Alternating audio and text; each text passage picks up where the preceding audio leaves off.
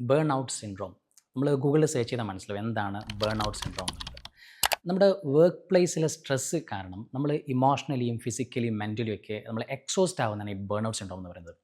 ഈ July 1 doctors day ആണല്ലോ. അപ്പോൾ ഒരുപാട് വിഷസ് വന്നിരുന്നു. ഡോക്ടേഴ്സിനുള്ള ബെസ്റ്റ് വിഷസും ഡോക്ടേഴ്സിൻ്റെ ഒരുപാട് സ്ട്രഗിളിലൂടെയും സ്ട്രെസ്സിലൂടെയും കടന്നു പോകുന്ന കാര്യങ്ങളൊക്കെ എക്സ്പ്ലെയിൻ ചെയ്തിട്ടുള്ള വിഷസൊക്കെ വന്നിരുന്നു. അപ്പോഴാണ് ഞാനിങ്ങനെ ആലോചിക്കുകയായിരുന്നു ഡോക്ടേഴ്സ് അനുഭവിക്കുന്ന സ്ട്രെസ്സ്.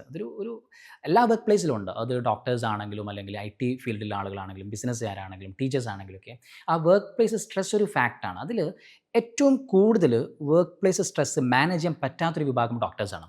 എല്ലാ ആളുകളടുത്തും സ്ട്രെസ്സ് കുറയ്ക്കണം, സ്ട്രെസ്സ് റിലീവ് ചെയ്യണം, അതിനുള്ള കാര്യങ്ങൾ ചെയ്യണം എന്നൊക്കെ ഡോക്ടേഴ്സ് പറയുമെങ്കിലും അവരുടെ ലൈഫിലുണ്ടാകുന്ന സ്ട്രെസ്സ് വളരെ വലുതാണ്. ഇമോഷണലി നമുക്ക് ഡിറ്റാച്ച്ഡ് ആവാം, നമുക്ക് സന്തോഷം കിട്ടാണ്ടിരിക്കുക, ഒരു ഹാപ്പി മൊമെൻറ്റ്സ് നമുക്ക് എൻജോയ് ചെയ്യാൻ പറ്റാണ്ടിരിക്കുക, അങ്ങനെയുള്ള ഒരുപാട് പലപ്പോഴും ഞാൻ ഉൾപ്പെടെയുള്ള എൻ്റെ ഫ്രണ്ട്സും എല്ലാവരും കടന്നു പോകുന്ന ഒരു സിറ്റുവേഷനാണ്. അപ്പോൾ നമുക്ക് ചെയ്യാനുള്ളത് ഡോക്ടേഴ്സ് ഉൾപ്പെടെ എല്ലാ ആളുകൾക്കും വർക്ക് ലൈഫ് ബാലൻസ് അത് ബാലൻസ് ചെയ്ത് പോകണം. നമ്മളുടെ ലൈഫിൽ ഒരു പാർട്ട് നമ്മുടെ ഫാമിലിക്കുള്ളതാണ്, ഒരു പാർട്ട് സോഷ്യൽ ലിവിങ്ങിനുള്ളതാണ്, വേറൊരു പാർട്ട് ഫ്രണ്ട്സിനുള്ളതാണ്. നമ്മുടെ വർക്കിനുള്ള അല്ലെങ്കിൽ നമ്മുടെ പേഷ്യൻസ് നമ്മൾ കൊടുക്കുന്ന ടൈമും എഫേർട്ടും പോലെ തന്നെ ഇമ്പോർട്ടൻ്റ് ആണ് നമ്മുടെ ലൈഫിൽ നമ്മൾക്ക് വേണ്ടി നമ്മൾ കൊടുക്കുന്ന ടൈം. അപ്പോൾ എല്ലാ വർക്ക് പ്ലേസിലുള്ള ആളുകളും എല്ലാ പ്രൊഫഷണലുള്ള ആളുകളും ആ ഒരു work place balance work life balance കൊണ്ടുപോകണം. അല്ലെങ്കിൽ നമ്മൾ ഈ ബേൺ ഔട്ട് സിൻഡ്രോം വന്നിട്ട് നമ്മൾ മെൻ്റലിയും ഫിസിക്കലിയും ഒക്കെ എക്സോസ്റ്റഡ് ആയി പോകും.